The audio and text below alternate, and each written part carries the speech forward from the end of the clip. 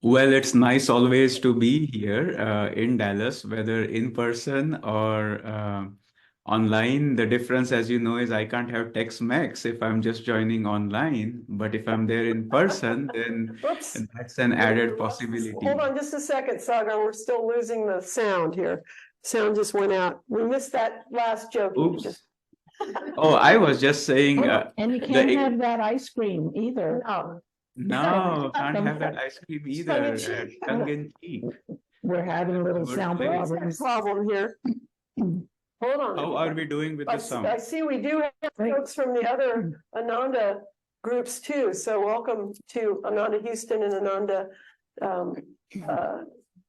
Austin. Hopefully there's somebody there. Let's see. Give us an audio test, Sagar saying. It should be good. Say testing. All right. How are we doing? We got it. Oh, good. Is Yeah, that so as it's loud as That's as good as we're gonna be able to do today. Okay, so listen up, everybody. yeah, it's nice to be present online. I see some people from the Houston group. At least I see Atul, and there's probably a few of you there in person.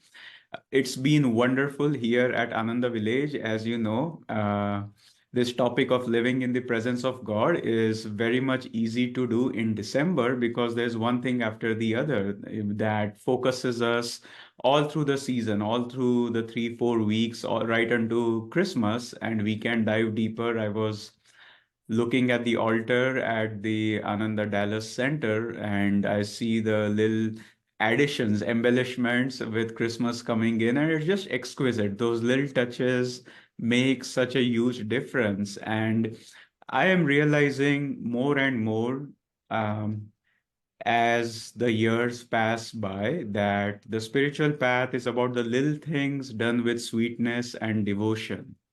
It's not so much about the big things that will mesmerize God or draw the divine into our consciousness. That too, but it's the little things done sweetly. And so, um, one one of India's writers wrote this book, which is called The God of Small Things. I've never read that book. I don't know what it is about, and I am not encouraging people to read it.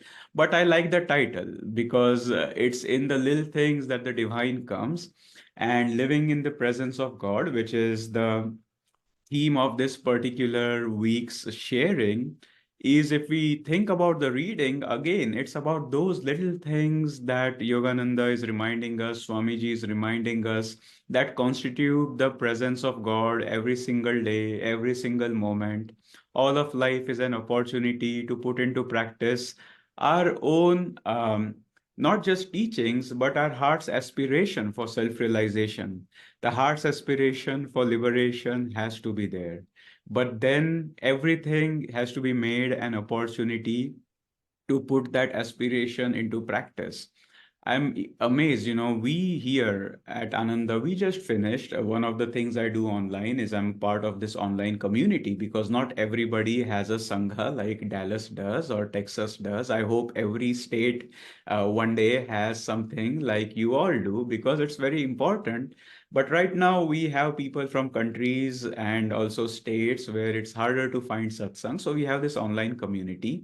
And for the first time, we just did a retreat, online retreat called Deepen Your Communion with Christ, because we wanted people to start now, as you all are doing with that beautiful background in your altar, of being reminded that we start today or yesterday or tomorrow at the latest, so to speak, to dive deeper into our living relationship with God and with Jesus. We don't wait until Christmas. We don't wait until the 8 hour Christmas, which will happen on the 23rd.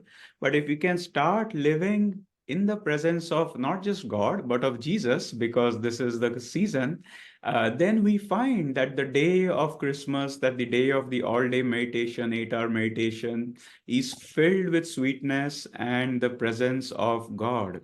And so I just finished this morning the last 2 hour meditation as a part of that sharing.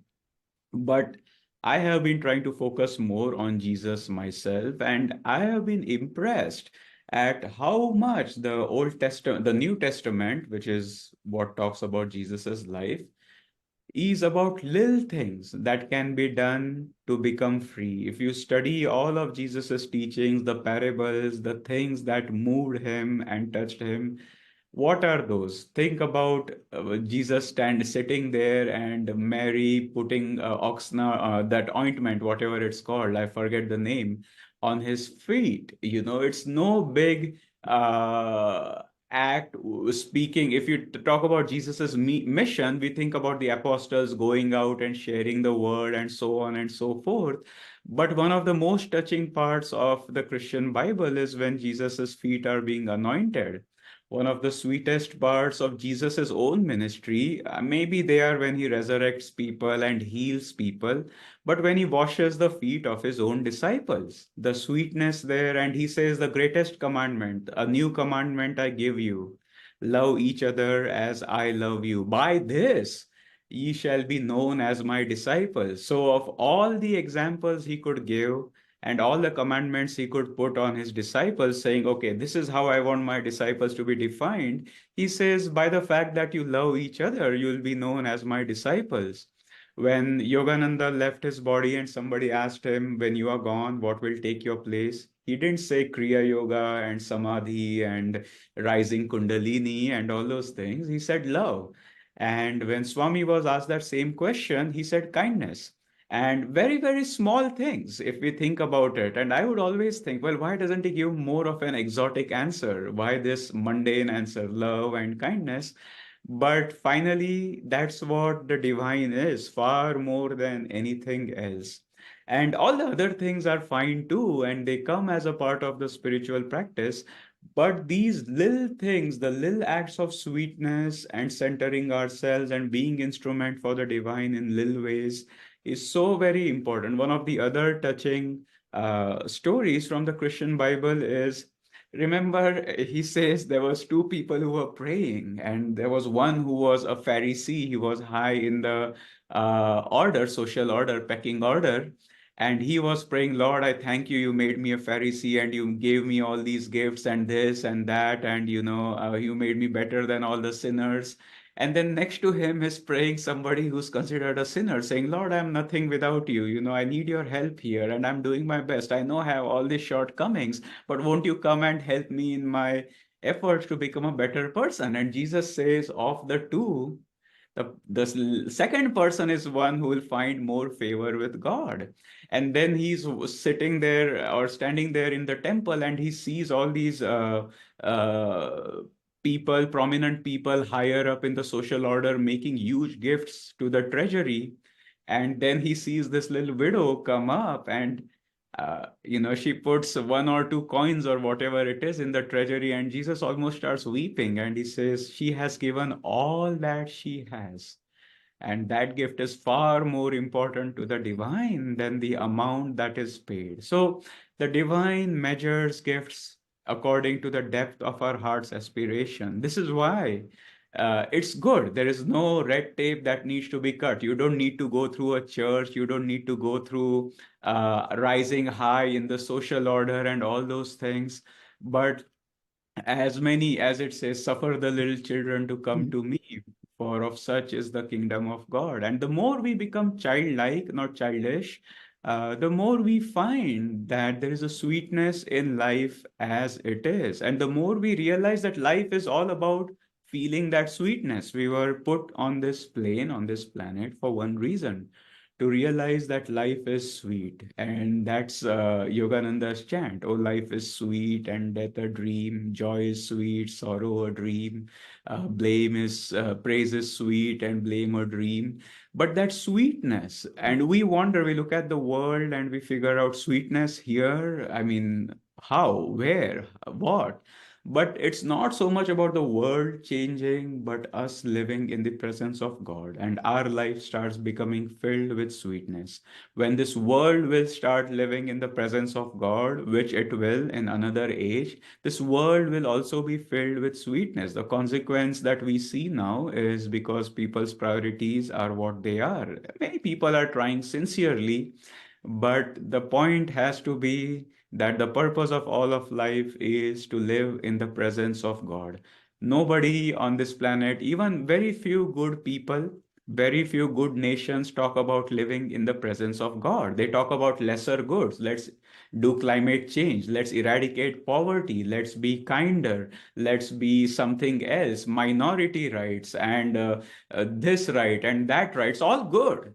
But remember, as yoga, when Jesus was asked what's the highest commandment, he didn't say all these other things. He said, "Thou shalt love the Lord thy God with all thy heart, with all thy soul, with all thy strength, all thy mind, and then you shall love thy neighbor as thyself." These are the two commandments. And the first commandment must be honored the way it was, that we have to explicitly in our hearts feel that deep yearning for communion with the divine, with Jesus. And so as we can, all of our life, as we can start doing these little things every day in a way that it's not about changing the things we do, but in a way that reminds us more and more strongly that the purpose of life is not just self-realization, it's to live with God and to feel His sweetness in us every moment. It's not just complete union of soul and spirit in that highest state of samadhi, but also bring that sweetness today in whatever way we can, whether it's imperfect or not, into all the actions that need to be done and into our meditations. Our meditations shouldn't just be still, they must be sweet. They have to have that sweetness because that's what draws the divine. As the flower has honey, and that's what, or pollen or whatever it is what draws the bees. And so it's not the beauty of the flower that draws the bees, it's the sweetness. Isn't that amazing?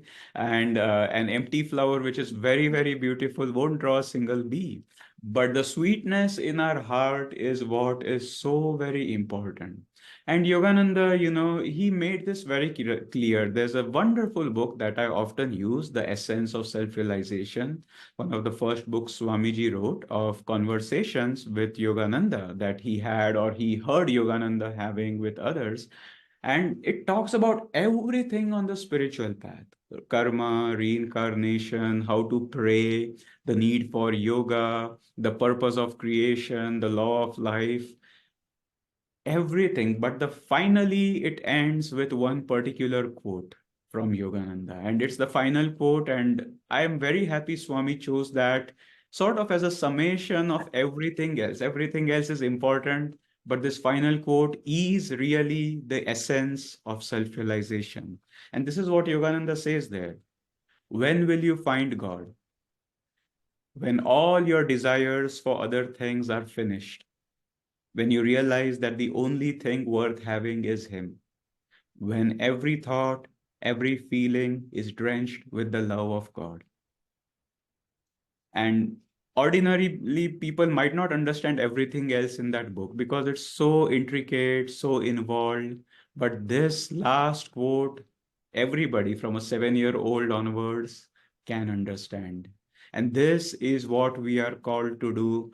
Everything else that we are doing, our service, our prayer, our meditation, our reading, is to reach this state. Behind all of that is somehow we have to reach this state where intensely we yearn for God. When we do that, then the divine can't escape us. That's the magnet, that's the honey that irresistibly draws the divine into our heart's consciousness. And Yogananda, again, he repeated this in so many ways. Autobiography of a Yogi is fascinating because it has so many extraordinary events in it. And those extraordinary events mask or hide some exceptionally deep spiritual wisdom that comes right after the event. See, it's like when you are dazzled by the flash of a camera, you can't see anything else. There might be a lot of beauty around you, but it's that dazzle that blinds you to other things. And so sometimes I say this is where the fun is. When you think about a certain miraculous event in the autobiography, try to read something that immediately succeeds that, where Yogananda explains what happened. And oftentimes that's where things that we can draw on and we can use manifest. The example I have in mind is the chapter An Experience in Cosmic Consciousness, Again, Yogananda has this great description of the state of samadhi, as you know. But beyond being a description, it's not something you and I can use today, tomorrow, every day. It's an inspiration. That's the goal we are aiming towards. But right after that state, as I said, Yogananda has a paragraph and there's a few lines, 3 or 4 lines, that all of us can read and absorb because that is something that will bring us that state. And often because it follows, that paragraph follows immediately this majestic description of samadhi, that paragraph doesn't really remain imprinted in our minds so much as the state of samadhi itself. So I wanted to read this paragraph which follows Yogananda's experience of samadhi. A master bestows the divine experience of cosmic consciousness when his disciple, by meditation, has strengthened his mind to a degree where the vast vistas would not overwhelm him. The experience can never be given through one's mere intellectual willingness or open mindedness. And these are the lines that are so important. Only adequate enlargement by yoga practice and devotional bhakti can prepare the mind to absorb the liberating shock of omnipresence. It comes with a natural inevitability to the sincere devotee. His intense craving begins to pull at God with an irresistible force. The Lord, as the cosmic vision, is drawn by the seeker's magnetic ardor into the range of his consciousness. And just these last lines, it comes with a natural inevitability to the sincere devotee. The devotee's intense craving begins to pull at God with an irresistible force. And the Lord is drawn by the seeker's magnetic ardor into his range of consciousness. So, again, those few things, devotional bhakti and the intense yearning, that is what starts drawing the divine into our consciousness, and that we must have.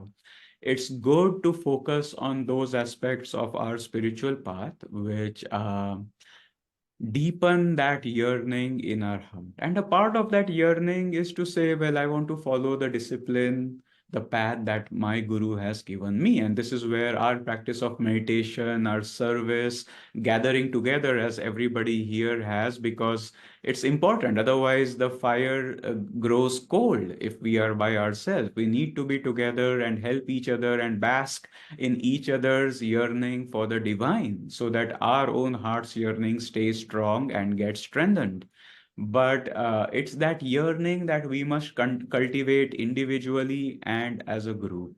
So the more and more we can do that, we see that we are living in the presence of God all the time. I've seen here at Ananda and many people, as you know, in Texas, great souls who serve, have served, that there's always challenges, physical, mental, financial, or something else, but we'll never reach that state where outwardly challenges cease. And that's not the purpose of this particular incarnation, but it's feeling the divine presence even amidst that challenge, even when you feel low, when you feel difficult, to try to see, can I feel Divine Mother's hand in this situation? Can I draw on that? Can I, and not just on your own, you can do that with the help of friends, you can do that with the help of the teachings, with your techniques and practices. But the more our heart remains in the right place, the more we see everything as a manifestation of divine. That story of Master Mahashaya's, where he comes to Yogananda and says, don't you see that the divine's name sounds sweet from all lips, ignorant and wise? As I said, it's one of the lesser miracles in Autobiography of a Yogi. Right before then, he strikes Yogananda in his chest and makes him go into this ecstatic state. And this doesn't compare to that. But unless you find somebody today or tomorrow will strike you on the chest and make you go in that ecstatic state, this is what is useful to us, because we will find people who use the name of God for many things. Some of the things probably drive even God crazy, but he endures it and he's fine with it, I guess. But this is the thing that's practical to us, and we get plenty of opportunity to put this particular teaching in test because Ananda attracts, as I'm realizing, sincere devotees, and sincere devotees can and have to be strong-willed. If you're namby-pamby, as it says, we don't get far on the spiritual path. We have to have strong will, and then what happens is the two, three, four, five strong-willed people all try to do Divine Mother's will.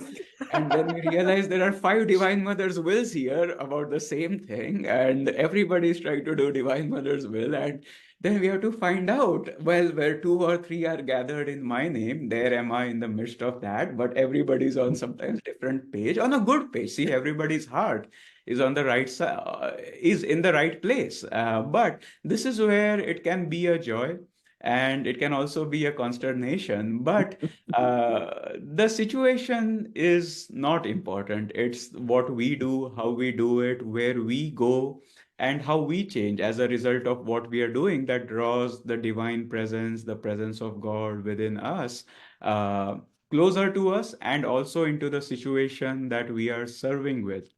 So, as we do this, one of the lines I want to remind everybody of is the last line in the book of Matthew. I think this is in the book of Matthew where everything's happened. Jesus was crucified, he's resurrected, and he's shown himself to his disciples. But the last line in there is very, very touching to me. And let's take that to heart when we feel where is the presence of God? I don't really feel it today, and I feel sort of bereft and without support. And this is, I am with you always, even unto the end of the world. And so that is the Guru's promise to the disciple, and it's not an empty promise. And when the time is right, Yogananda said, you will see, as Anthony did. And he would tell the story of Anthony again and again. Anthony of the desert, who went into a tomb for many years to meditate. And he didn't feel the presence of Jesus oftentimes. And those frescoes in the tomb would become real. Satan would try to distract him and dissuade him. And finally, when the test became too great and he felt this dark power overwhelming him, he deeply prayed to Jesus. And suddenly that power disappeared and all was light. And he felt Jesus standing there. And Anthony said, where were you all this time? I was calling for you every single day. And Jesus said, just the same, I was always with you. And so it is even today, yesterday, through all the things that we have done or not done that we feel we could have changed. Remember what Divine Mother told Yogananda when she came to him. Same story, Master Mahashaya. Yogananda asked Master Mahashaya, Sir, can you intervene, intercede? I need to see Divine Mother the way you do. And Master Mahashaya eventually said yes. And Yogananda ran back to his home, to that little room where you can still go in Kolkata. And when Divine Mother appeared to him, she simply said, always have I loved thee, ever shall I love thee. Always, even when you are erring, making mistakes and blunders and all those things that you are not supposed to do, well, that's a part of our journey towards self-realization. But the knowing that the divine is always with us, and especially so when we feel low, when we feel we are not doing our part, and when we feel to draw that strength. Just to end, living in the presence of God doesn't mean feeling uplifted and feeling cheerful all the time, because it's not possible. It's remembering to draw on Divine Mother when you feel low, because that's when we shut ourselves. We sometimes criticize ourselves. We feel we are no good. And then we are not living in the presence of God by our own choice, unknowing choice. But remember, when you feel low and when you feel you are not doing all the things you should be doing as a quote unquote good disciple, that's when you want to draw on the living presence of God more and more strongly, because it's always there.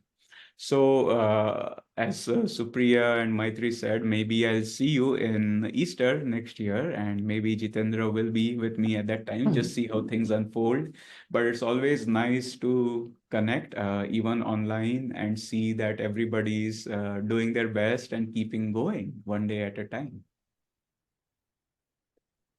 So let's see. Wow, that's absolutely beautiful. Even in the lowest of times, to know deep inside that the living presence is there. Just to remember that. It takes practice, doesn't it? Let's see if that awakened any comments or questions, either with people online. You certainly can put in the chat box, and Mark will then relay it to Sagar, questions or comments. And how about people here as well in person? So we have a few of us gathered, actually. Let's open up cameras too. Oh, please, online, it would be great. Are we going off of Facebook now? Yeah. We'll go off of Facebook. That means your face will only be seen by us and Sagar, rather than him looking at a name in a black box. It would be great to open cameras, please. We have cameras open here, as you can see. Anybody in this room as? Yeah. Anybody here in the room want to ask Sagar a question? Comment? Anything he's. Question, let me know, because I've got the mic right here. So that everybody else can hear. There's a tool. Yay. Hi, Tool. Who's that bottom right? That's Priyanka. Priyanka. Hi, Priyanka in Houston. We have wow, Houston is quite represented. Yeah. There's 3 right there. Then we have Oklahoma. We have Renee in Oklahoma. Oh. Come on, don't be shy, guys. So I guess I can ask a question. Is that okay? That's what we're encouraging. All right. So This is Atul, yes? Yeah. yes. Hey Sagar, how are you? I am Still. doing quite well, and yeah, doing well. Good to see you. Nice to see you as well. So this is sort of a follow-up to one of the comments that you sent via email, which I always enjoy. I think someone wrote, a student may have written about how to pray. And, you know, during these times, there's so much to pray for. And sometimes it can be overwhelming. And can you just comment on that? What do we do in times like this where there's so much to pray for? Yeah, it would be nice, I mean, I can for sure, but it's also nice to ask these kind of questions to somebody like Mary Kretzmann, who probably is the one who gets a ton of prayers and knows how to deal with them. But yeah, the principle always is what we have is what we can give. And if we feel that we are reaching our capacity, then we are reaching our capacity. It's good to choose to focus on a few things every day. And you can vary that at different days or different times, but yeah, we want to stay in an uplifted state, you know. And so sometimes you might focus on friends, some or relatives, other times on world situations, and even there's so many world situations that you just have to choose. I think the key thing here is that we have to make a choice all the time. We can't overextend ourselves, because then it gets very, very difficult. And we are not really able to pray anyway. So yeah, there's a lot. I agree with you. Yeah, But no, that's very helpful. Thank you. yeah. I'm always Somebody else comforted. can add. Yeah, go on. Oh, I was just going to say, I'm always comforted knowing that, you know, God knows our deepest hearts' prayers, and that the energy is intelligent. So, you know, yes, we need to be channels and focus on it and everything, but it's like, it's not to say we're not active in the process, but I'm always comforted in my own imperfection, or my sense of imperfection in the way I pray, knowing that, you know, God is going to, that energy is intelligent and knows where to go, where it's most needed and how. So then I can relax a little bit more, and probably my prayers might be more effective in that sense. But I wanted to share one other little thing. because of the reading too, is we've been all month just sort of, we call it preparing the cradles of our heart to feel that sweet presence more and more, because the energy is so strong at this time of year. And yesterday we did our seva, where we're doing a once a month seva with the homeless shelter downtown. And it came out of our neighbors, the Baptist church does this also once a month, and we just joined in with them. And Patricia was there and a few others. And it was such a heart-opening, wonderful way to see God in every soul. I mean, it was just, it was so uplifting. And then to share it with other folks that of different traditions, you know, it was just wonderful. What was that? With some gospel music? Yeah, with gospel music, and yeah. So we do, I'll just say this, we do this once a month. We're doing this on the second Saturday of the month, and if anybody's ever interested, but it was particularly sweet yesterday, I think, with all the Christmas energy and everything. But boy, that's a powerful way to serve for sure. Yeah, I'd like to that's comment. yeah, just to say, Supriya, that's ahead. amazing. It's about the reading that we just did for this week. So amazing. Yeah. Yeah. Thank Yeah. you. Yeah, Supriya. Let me just toss this out, and then Aramis, you go next. On Atul's comment and question, because a few years ago I asked that very question to one of our senior ministers in the village, because I was having trouble, meaning I was being overwhelmed by the thought of the unrest in the world. And, you know, I was trying to pray, and I was the one that, like you say, my prayers were I felt were very ineffective, although we know they're not. But I knew God knew. And what my mentor told me, you know, rather than focus on the specifics, let's just say the war in Ukraine, that's not that, whatever it is that gets to be overwhelming, just have that attitude. This is what was suggested to me, and it's helped me tremendously to relax and pray, to be able to lift it. Don't focus on the particulars. You know, we see things on the news, and I only watch the news twice a week. That's sort of my limit. But don't focus on these particulars. God knows it, but to add my energy in prayer, just lift it up and go into the light. And so for me, it's to lift up, relax, and focus on the light and the trust that the light, the source of all of creation, who really has everything in their hands, in their arms, and the guru as well, they got it. Relax in the prayer.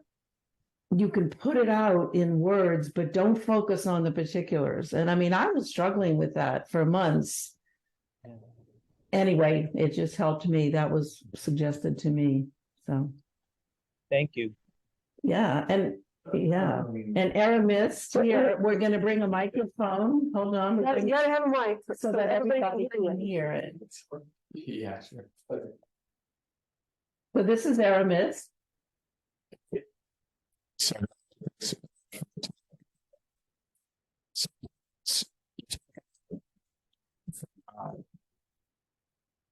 I feel confused at the thought of thinking of God as separate and also as being a part of God, and feels like a paradox in my mind. And do you have any idea how to reconcile that? Yeah, I think what you said is the answer, in the sense it is a paradox. We are trained in the logic of either or, not both and. And so either something is separate or it's a part of us. But, you know, think about even your personality. Let's say, I'm just giving you an example here. Suppose you get angry. You know, some people have the tendency to get angry, or some people have the tendency to get jealous. Now, you can work with this in both ways. One, you can say, well, the anger and the jealousy is a part of me. But sometimes that doesn't help. It helps to say, well, these are not me. These are qualities that are not my true nature, and I want to overcome and win over them.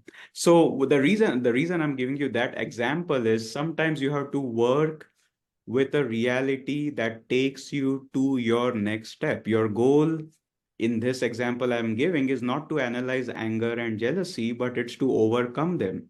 And whichever method works for you, for some it will work to say, well, these are a part of me, I'm going to change them. For others, it will work to say, well, these are not a part of me, and I'm going to not act in this way. It's seemingly two opposite ways of doing the same thing, but it depends on what works for a person. Now, for us as seekers, our goal is not to so much figure out which method or which expression, whether God as a part of us or God as separate from us, is true. It's to reach that state of self realization where we know our own true soul nature. That's the goal of the spiritual path. For some people, it works better to think of God as a separate being or entity to whom you devotionally pray for and draw on for help. For others, it works better to think of that divine as a part of their own consciousness, which is they are realizing more and more. And for others, it works, which is generally most people, it works to have a mix of both these approaches. These are approaches. The divine is, we are a part of the divine consciousness, just as Yogananda would put it, there's a gas burner and there's a mass of gas under it. When the gas burner is lit, all the jets come out and look like individual jets. It seems like all the jets are separate, but they are actually just a manifestation, individualized manifestation of that gas underneath the jet, underneath the burner. And so we are all manifestations of a common reality. We don't know it. And the issue is, how do we know it? Some people do it one way, thinking of the divine as a separate entity. Others do it the other way, thinking of the divine as a massive consciousness of which we are a part. And some do it with a mix of both. And so all these paths of yoga exist, and you choose the one that resonates with you. And as you change, as you transform over the years, you will see you draw on different aspects of these paths to reach your goal. So it's all true. Yeah. Yay. Thank you. I'm thinking about your joy of wordplay, Sagar, and we were talking about, he was talking about, a part, you said a part of God, and then there's or a part, from God. That's true. That's true. Very good one. I like that. I Oh, remember let's that. put that on the virtual community. You need to Yeah, post that. yeah, I should do It's a that. paradox. Yep. Yes, indeed. Yeah. He's always doing word plays. Yeah, this is the same question that comes when you say, well, is God a mother? Is God a father? Is he a spirit? And it doesn't have to be one or the other. This is where we are trying to understand in our consciousness a reality that's so vast that any prop that will help us is useful. These are all props, and we can tune into the divine in these different ways and a mix of all these different ways. So they are simply aids for us to get closer. The final definition of God is that bliss we feel in our heart. Nothing else is a true definition. Everything else is just an approximation. And when that bliss is felt, then okay, this is where it's all headed. And then you want to dissolve your consciousness in the deepening experience of that joy. And that's what we are looking for. I think we have Mike Wolbich in here with the microphone. Mike Hello. with Mike. Nice to see you, Sagar. We talked about sweetness, and I can relate to that. And I was thinking, well, when I think of Sagar, he brought up sweetness. So maybe I'll think of sweetness more. And then I thought, well, maybe there's people in this room or somebody or that is really kind of into that sweetness that you were picking up on and bringing up. So I don't know if it was you or people in the room, or maybe we all have that like a healing balm of sweetness that it was expressed by yourself, but that we can all participate in that. And, as we pray for situations in the world, maybe it's hard to judge based on how things are at a time A and a time B, what our prayers did. But in any case, they could always have made it better, made it more with love, more with kindness, more with sweetness. Who are we to judge that even? So it was more just a comment, but unless you want to say something. Oh, I think I just agree with you. And, the Bible Belt, Texas especially, it's inherently sweet, and you feel it when you go there. And you too are a sweet person. Don't underestimate your own sweetness. And yeah, no, thanks for sharing. It's nice to see you after quite a while. I think I saw you around Living Discipleship last. Yes, So definitely. Thank it's you. great to see. By the way, are these the questioner's chairs? If you have to ask a question, do they make you sit on one of those? I'm just curious. What? No, Oh, okay. we're passing a microphone around if someone Okay. lets us know they have a Okay. question. Okay. No, very. Anyone? Mallory has one. Here's Mallory. Hi, Sagar. Thank you for coming. Thank you for your talk. It's good to see you. So I was just thinking along the lines of what we were talking about is maybe as we transform, as the gurus transform us, our God side can find a way to use our darker side in a positive way. That the character defects or whatever that we might have that may be part of what going towards self-realization is seeing that, I don't know, somehow embracing those parts that we've judged ourselves for and turning it into a use, and that the masters can use it in a positive way. That's what I'm trying to say. Yeah, that's actually a very subtle question, and a lot of it is also we have to be very careful about how I'm just trying to be very careful about the words I'm using right now, because a lot of the arena in personality change is also around self-care, which is about us accepting ourselves as we are. And Yogananda taught that that's a good thing in one way, but sometimes that can be taken to an extreme also. And so self-acceptance is simply a springboard to self-transformation. We have to realize that we won't find God by being who we are and loving who we are as we are right now. We have to keep working on ourselves also. Now, we can't keep working on ourselves by hating who we are right now. See, that doesn't do any good. We have to accept this is where we are and that's the direction we are headed. And I'm going to calmly, cheerfully, one step at a time with the sometimes there's successes, sometimes I'm not so successful. All is a part of that journey, but I'll keep moving towards that divine goal. So so we have sides to us that we wish we did not have. But by wishing it away, it doesn't go away. By hating it, it doesn't go away.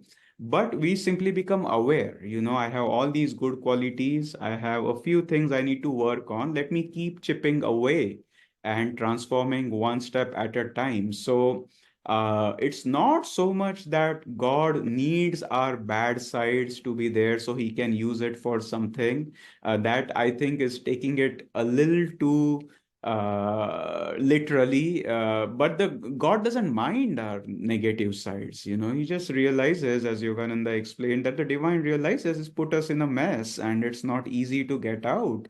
And that's why when we pray to God as the father, mother, friend. Father, the wisdom aspect of God, But the mother is the aspect that loves us unconditionally. As remember, Divine Mother said to Yogananda, always have I loved thee, ever shall I love thee. And then the friend aspect is the one that cheers us on. When we slip, he's on our side, trying to lift us up and saying, let's keep moving and let's make this journey together.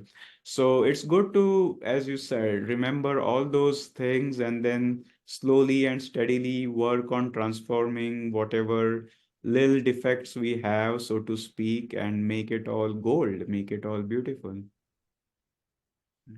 Thank you. Yeah, thanks, Marjorie. I've got a question if I could. Hi, Eric.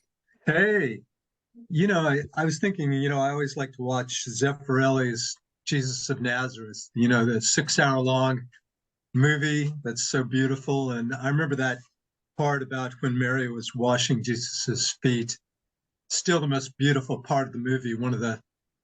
Sometimes I take that movie and I boil it down to 3 scenes. I'll just speed through to those 3 scenes. And that's always one of them, because just the beauty that he saw in her. And I was thinking of Mallory's question, and it was, we have certain aspects in ourselves that are like, in a sense, like people in the world. And, Jesus walked through his world and he never passed anybody by. I mean, if they were the worst sinner, a murderer, a this or that, he would go to them and he would lift them up. And in a sense, I kind of see that as the aspects of ourselves that seem to come up sometimes, that they're there to be lifted. Sometimes I'm wary of the word transform. I think if you're in your Christ consciousness, kind of like being in Korea, you lift everything. It doesn't matter what it is. It's kind of like what you were saying, Supriya, praying generally. Doing Kriya is like that. You're lifting up every one of those billions of aspects that are along the spine. So I don't think we need to analyze so much all our different aspects. We just need to somehow lift them in our consciousness. Does that make any sense? Beautiful. Yes. Yeah, much. it does. In fact, Master said that. He used to say, if you listen to one of his talks, he said, the jungle of human consciousness has animals that are far more ferocious than tigers, anger, lust, greed, and all those things. But he said, if you daily light the match of Kriya Yoga, the whole forest will be ablaze and all these ferocious animals will be driven out. When the fire comes, it burns everything. I mean, I live in a fire country right now. It doesn't say, okay, first let me have a separate fire that will burn the pines, then a separate fire that will burn the homes, then a separate fire that will burn, another kind of tree. It just takes everything with it. So the dawn of divine awareness, when it comes, we don't need to analyze each and every part of our law and overcome it one at a time. We just see that it's all gone in the light of the divine. So you are right. That's why we focus on the positive, which is getting closer to God and feeling his light and joy.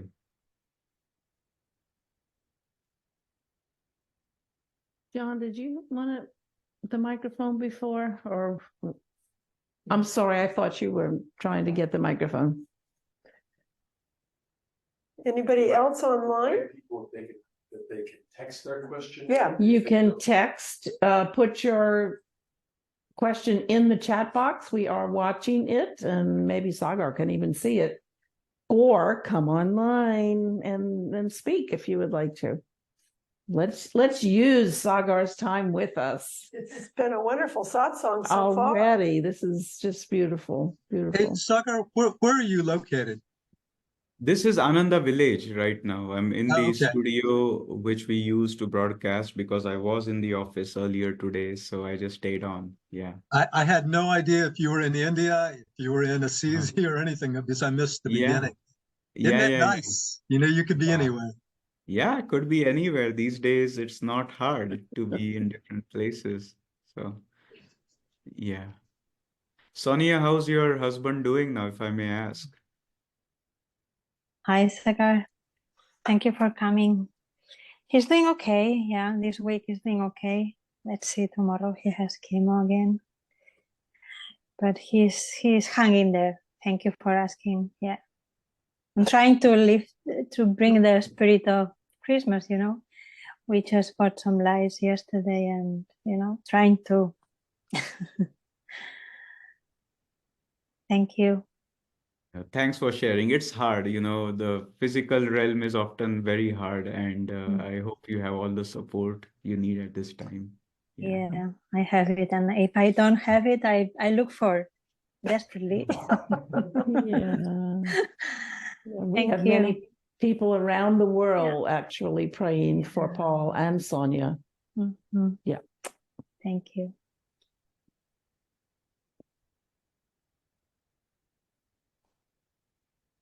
Well, anything else do you guys still see the guy, is it, what was his, Kevin? Was his name Kevin? What was the guy who Kevin, always that stepped came in? down from Colorado? Yeah, We have not seen him. We have not seen him since he left the village. okay, well, He was up at the village for a long time. We have tried, connecting with him, but we have not seen or heard from him. We miss Yeah. him. We miss him. Yeah. Yeah. He's hovering somewhere out there and connected in his own way. Actually spoke to his mother online recently, and all I know is, and she wouldn't mind me telling you, is that at least she has moved from Colorado to Wyoming. And she did not mention where Kevin was. So we love him. We pray for him. He was such a help to us when he would travel. And for those of you who don't know, he would come for many retreats off site that we had and just serve all weekend long and, help us decorate. And he's out there somewhere. yeah, and he was the Easter bunny, so maybe just write him and say we need an Easter bunny, and maybe he'll come back.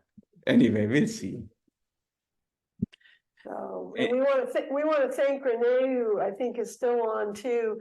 She's been helping us a lot, try to send us places that we can look for the retreat, for your retreat. We have not decided anything yet, but we have been actively investigating, and so we still have our high hopes to get that to you, decision before Christmas, and you'll get the copy to me so we can get it on the web. But we're very excited about you coming. That's going to be a wonderful weekend up here. So Oh, absolutely. It's a joy. It's a joy being there. And it's always nice to see the faces of people who have, stayed with the path year after year, week after week, sometimes decade after decade. And finally, it's those people and more people than they are inspired. They join when the time's right. But yeah, it's wonderful. And Mark's doing well. I don't see Mark because he's always behind the camera, but I assume he's doing well. Mark, he is right behind you, but here he comes on camera. On camera. There he is. Hey, good to see you, Mark. Yeah, just hanging out behind the scenes back here. I know. He can hear me on Maitri's mic, so. Yeah. Good to see you, my friend. So. Yeah. It's nice seeing you also.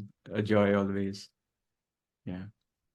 Well, we're gonna, if anyone else has any last comments or questions, it's almost noon here, and that means it's almost time for Sunday service to begin in the village. Anyone have any last comments or questions before we? Yeah, people in here are all saying Merry Christmas, and maybe we could say Merry Christmas and end it the way we usually do here in Texas. Okay, everybody online, if you want to unmute yourselves, we're going to say Merry Christmas and then our last two words that are Texan ready. Merry Christmas. Merry Christmas. Namaste. thank you all for joining us. Thank you, Sagar. And we look forward to when you're going to be here in person. Always very special. Yes. All Very right. soon. Take care, all of you.